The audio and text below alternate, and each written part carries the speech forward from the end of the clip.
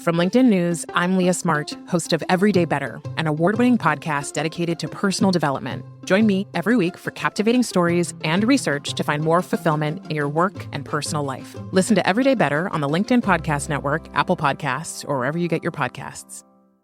Break language barriers instantly by translating up to 44 languages in real time with the HP AI PC, powered by the Intel Core Ultra processor. With the right tools, work doesn't have to feel like work.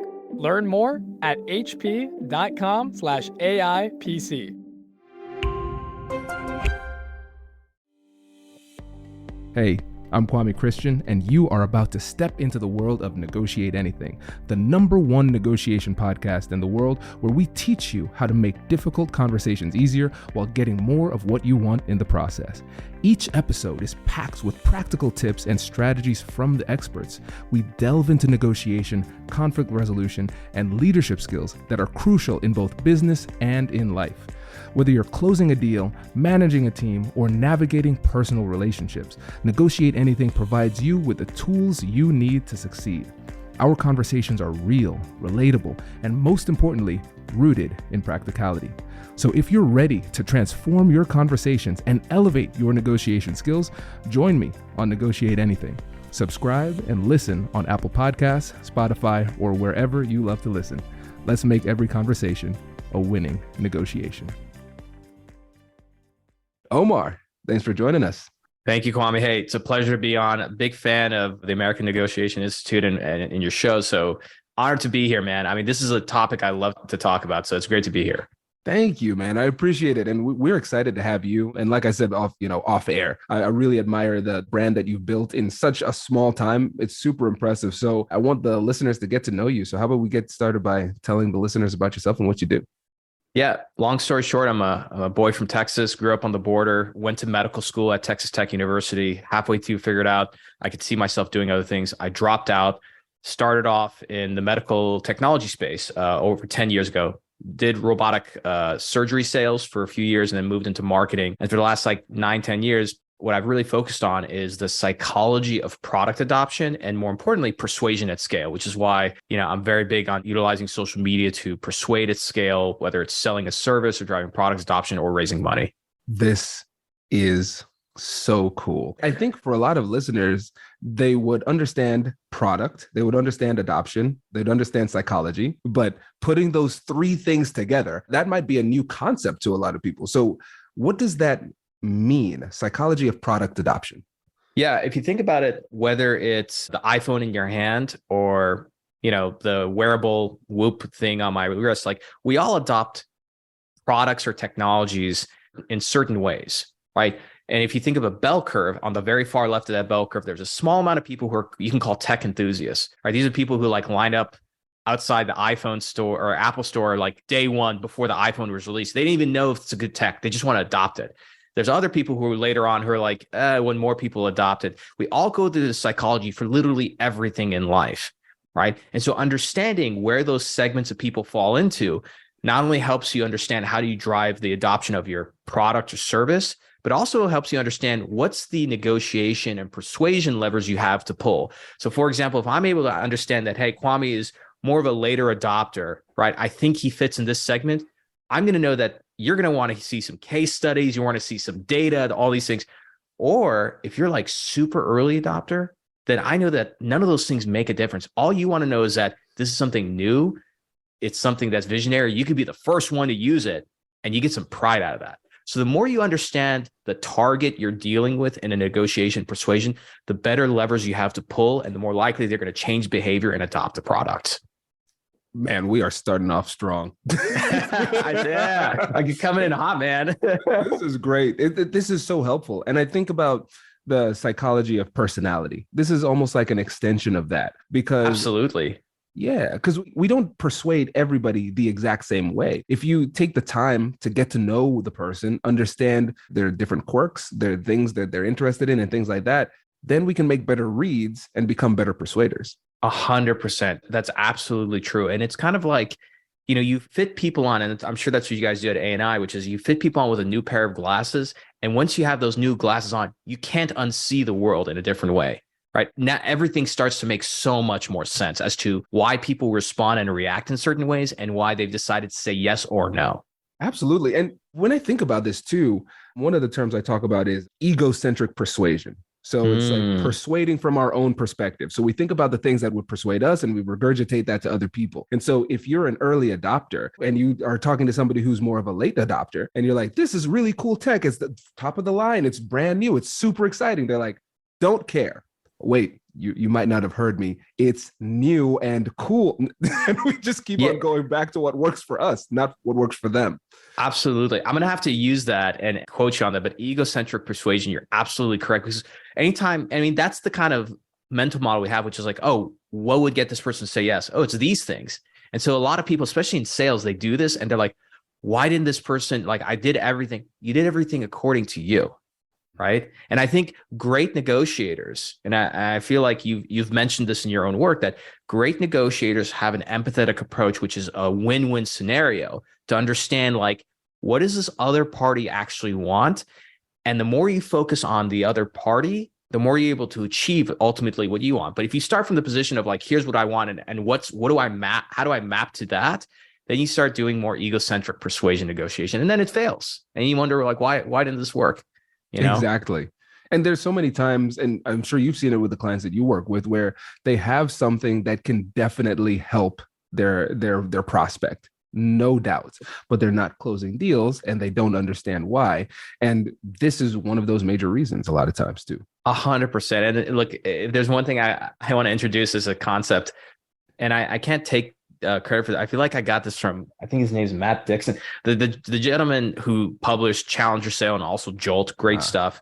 But there's FOMO, right? Fear of missing out. And we use that as negotiators, as sellers, as persuaders, right? Fear of missing out is really powerful. The thing that's actually more powerful than that is, you can call it FOMO.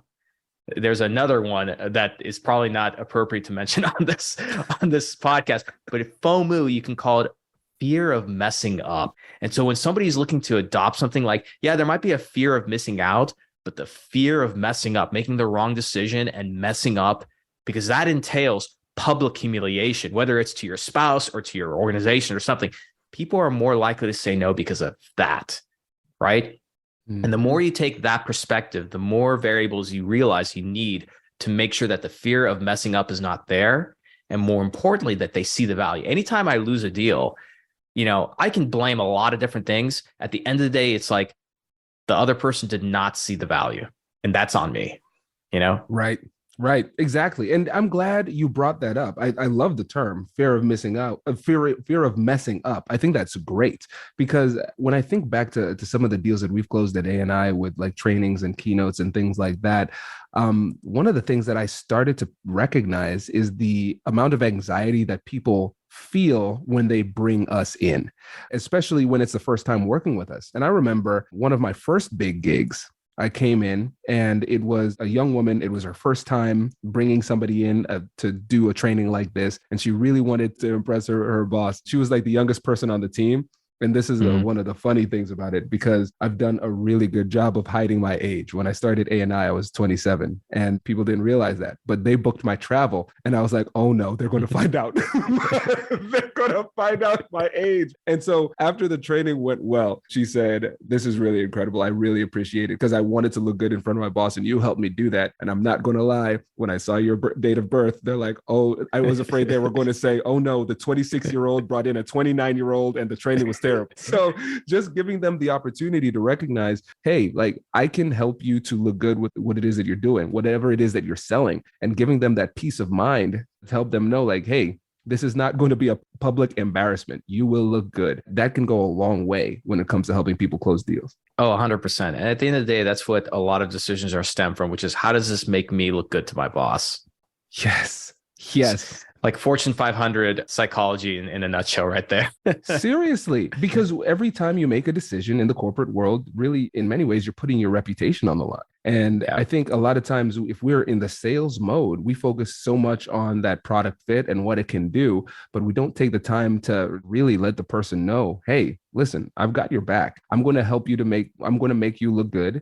And I recognize that you don't want to look bad. So tell me those things that you're afraid of. Let me address some of those concerns because I think they need to feel safe when they're making these deals. Exactly. No, that's 100% true. Hello, my friends. Before we get back to today's episode, I want to ask you a question. Have you ever wondered how to elevate your team's negotiation game and how you can help the folks on your team have better, difficult conversations? At the American Negotiation Institute, we offer transformative keynotes and workshops tailored to empower professionals with top-tier negotiation and conflict resolution skills. Whether it's a keynote for your next event or hands-on training for your team, we've got you covered. Don't just negotiate. Master the art with the American Negotiation Institute. Click the link in the description to find out more. Elevate, negotiate, and succeed.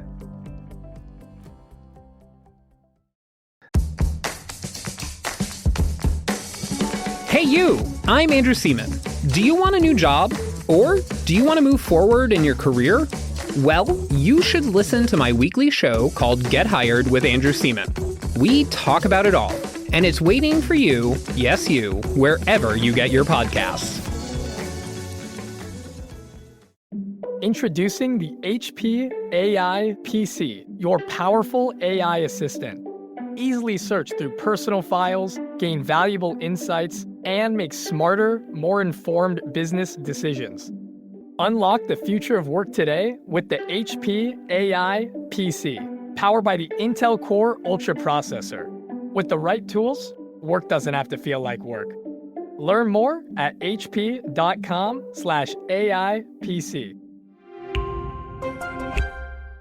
Now, when we talk about just persuasion in general, what are the key principles that you like to keep in mind when you're working with your clients?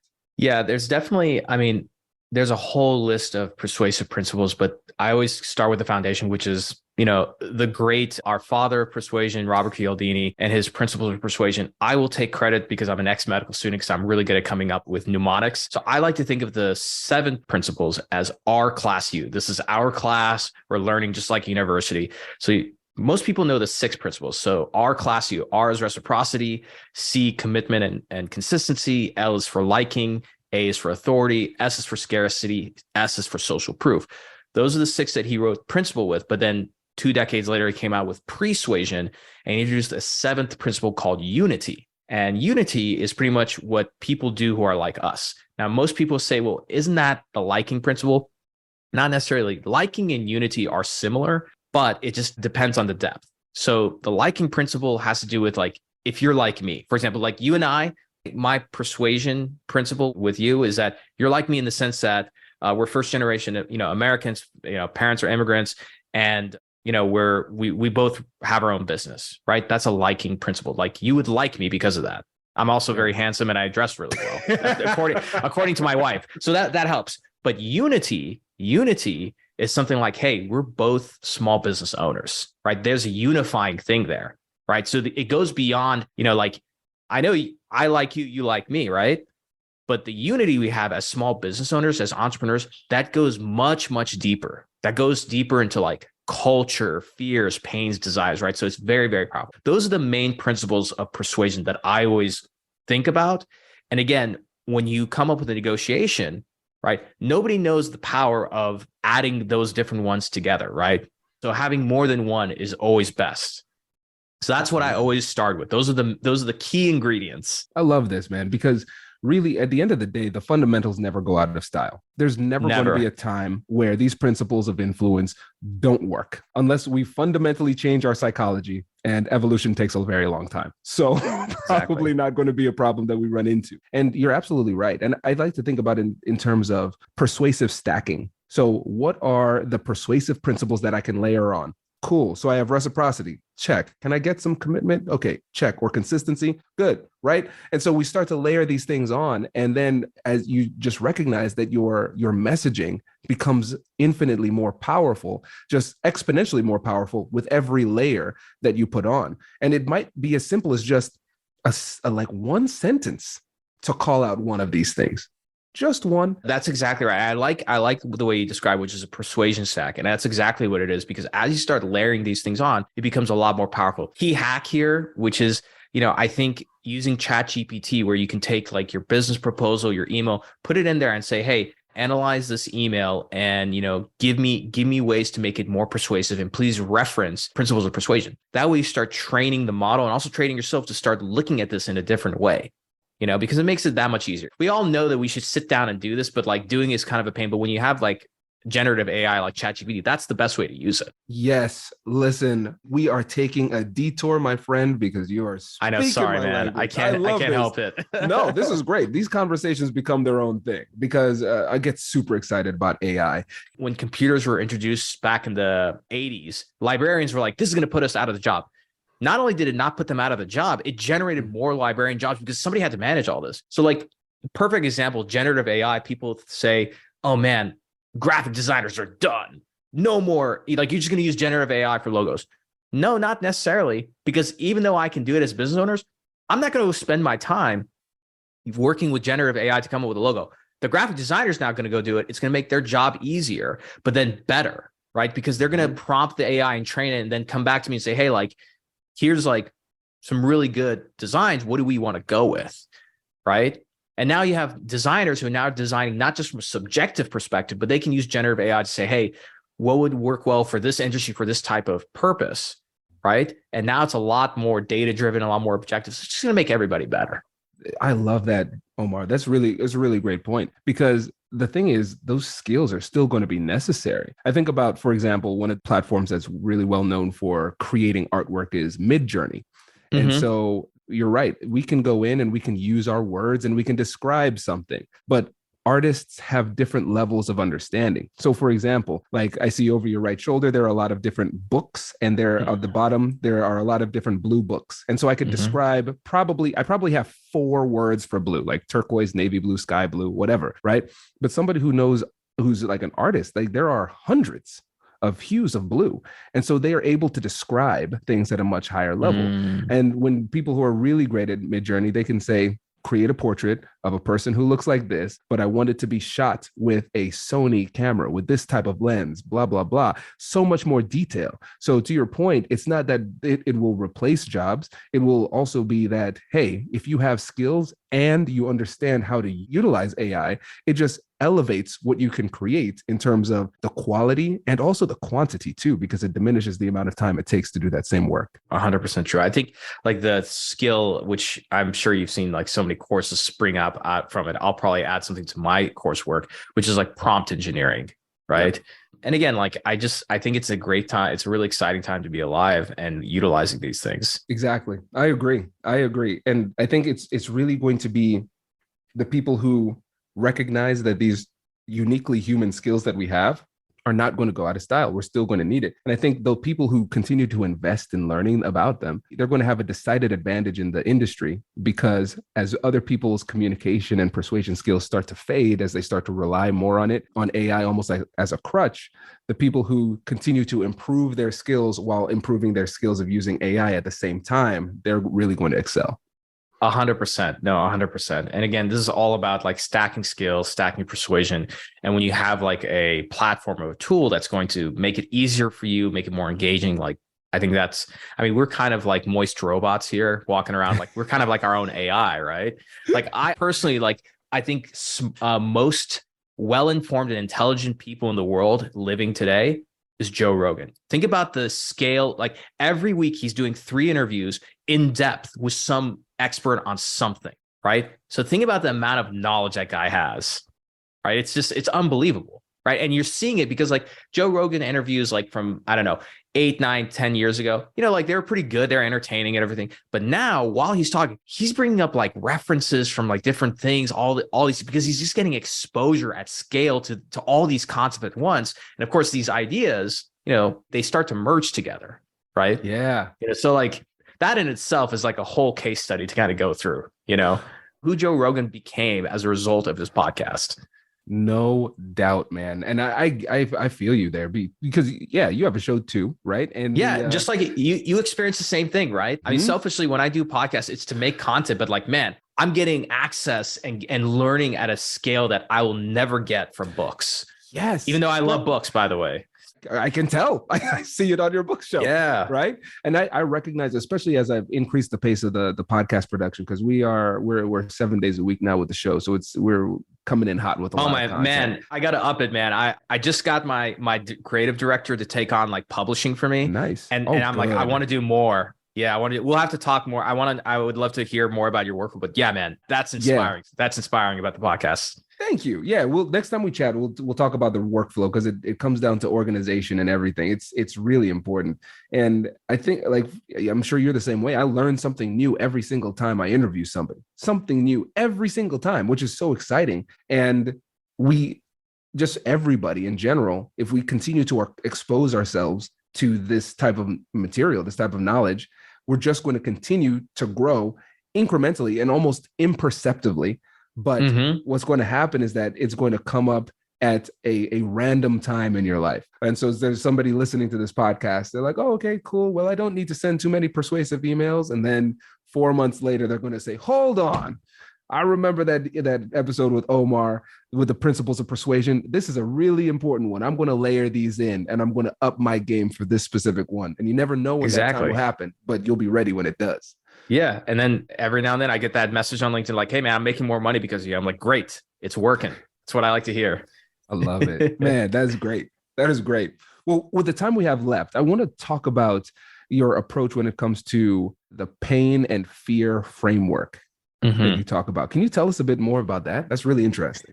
Yeah. So what I realized is, and this is Freud's, concept of the world, which is everybody is not only running towards something, but also running away from something. Right.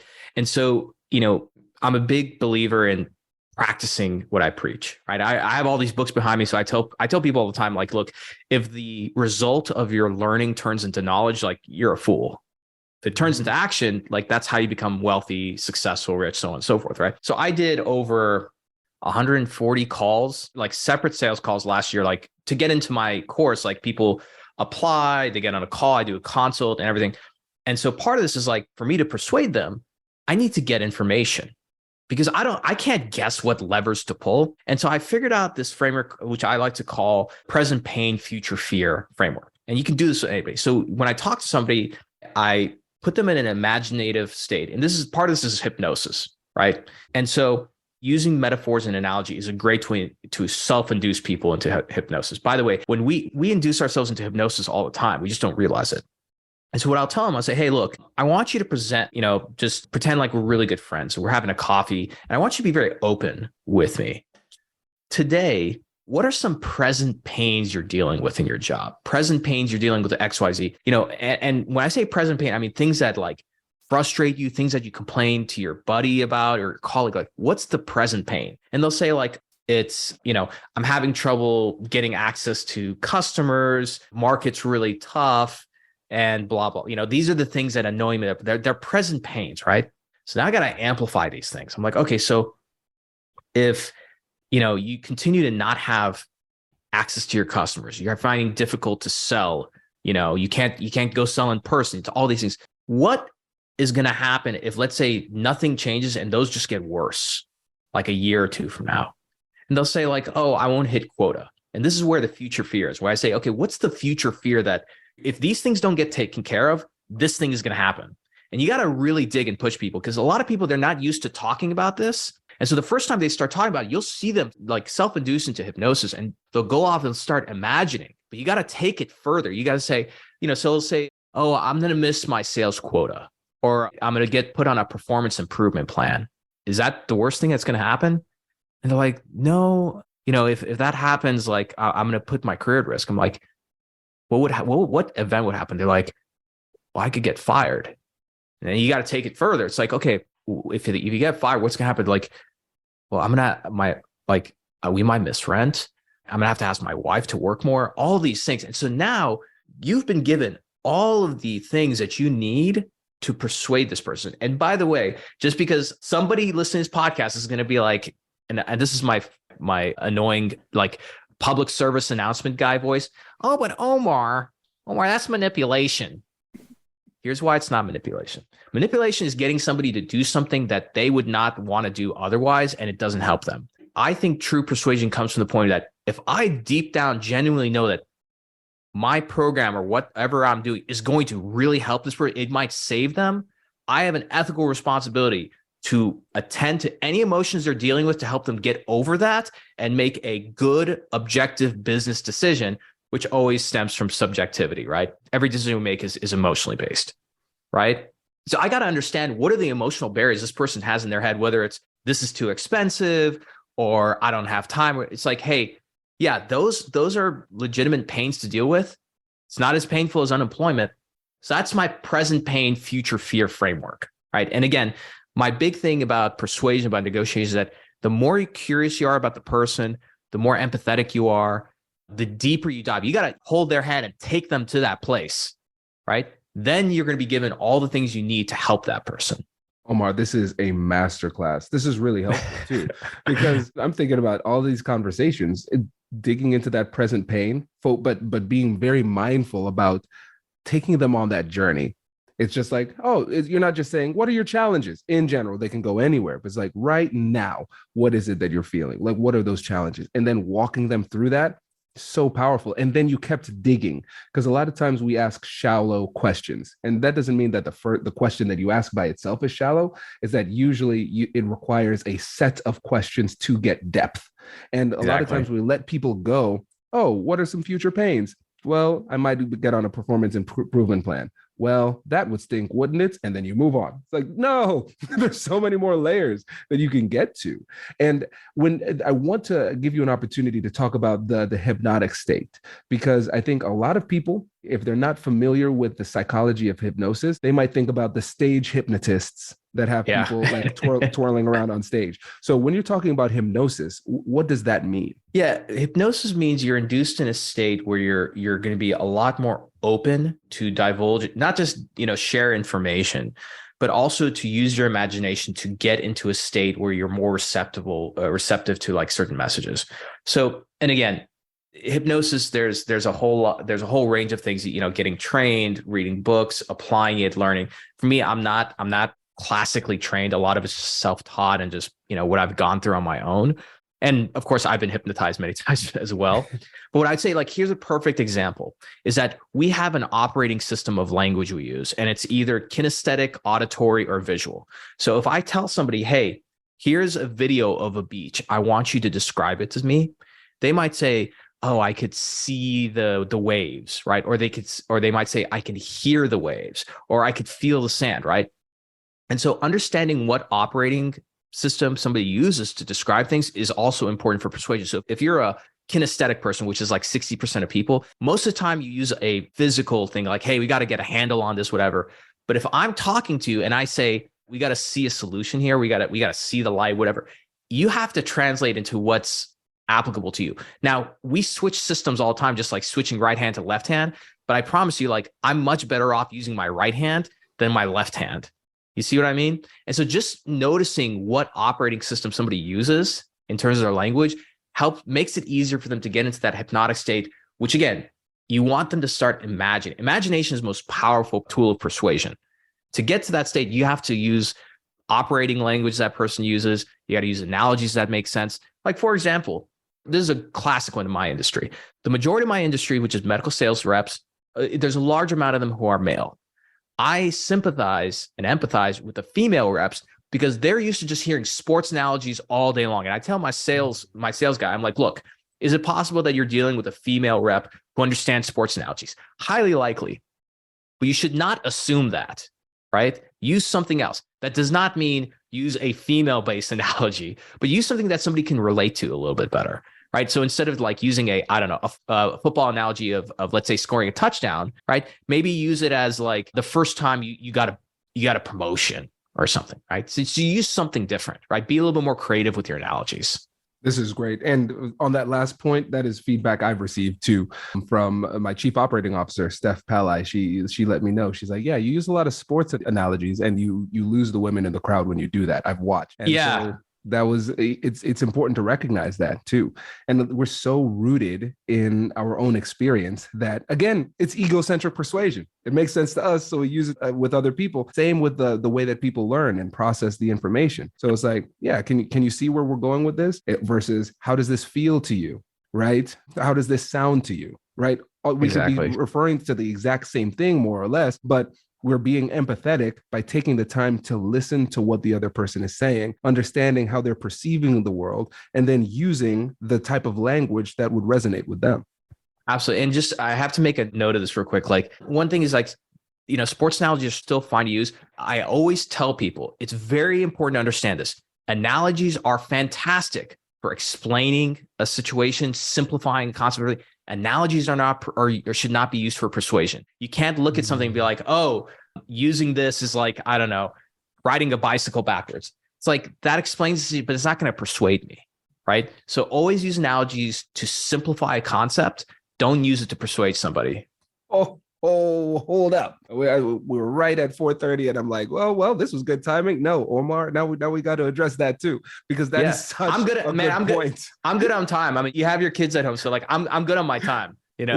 Let's do it. You take it as far as you want, man. Yeah, I need to dig into this one because that is so good. Go deeper on that point. Yeah. So like, the reason why is that, again, when you use an analogy, usually it's from your own perspective of what makes sense, right? And it's okay to use it to deconstruct a situation and simplify it, right? And can analogies be persuasive? Of course they can. You can use the right analogy and it would not only explain a situation or concept to somebody, but they'll be able to relate to that analogy and be persuaded. It's not enough by itself, because think about all the other things here. If you look at a list of persuasive themes, analogies are close to the bottom next to we're using word salad, like, you know, a lot of people just talk ad infinitum. That's not persuasive. The very top of that list, in my opinion, things that are rooted in fear, so big fear, and identity. Those are the two most persuasive themes. Something that has to do with fear, something has to do with identity. And I would put fear at the very, very top of that list. And again, we talked about this earlier. The two themes that we talked about both have to do with fear. Fear of missing out, fear of messing up. Yeah. Oh, man, this is gold. This is gold. And I know people are listening and saying, listen, I need more Omar. So can you let them know how they can get in touch with you, tell them about the show and everything like that? Absolutely. So like, I'm on all social media platforms. Just look me at Omar M Khateeb. My medtech podcast is called The State of Medtech. And you follow that. If you're more interested into the, like the books, persuasion, I talk about all this stuff. I have a YouTube channel. Just look up Omar M Khateeb, or look up my podcast, which I'm kind of bringing back, called Mind Loom with Omar M Khateeb. And that's the one where I cover, essentially, it's a podcast for really dangerous ideas. So your listeners might like that one more. That's cool, man. Listen, and listeners, if you just want to learn, like, get a masterclass on how to leverage social media, follow Omar, because I'm telling you, man, your presence is great and you're just getting started, which is exciting. So kudos. Kwame, thank you so much. It was a pleasure and a blast. Likewise. Congratulations, you've just joined an elite club. By listening to a full episode, you're now officially on the Negotiate Anything team. So welcome aboard. What most team members do is they subscribe to the podcast because that allows them to automatically get the latest episodes of the show. The best things in life lie on the other side of difficult conversations. Keep learning, keep practicing, and keep getting better. Your relationships will improve, your career will soar, and you'll have the confidence you need to get the most out of these crucial conversations. Again, thank you for joining the team. We're excited to have you, and I will see you in the next episode. I'll catch you later.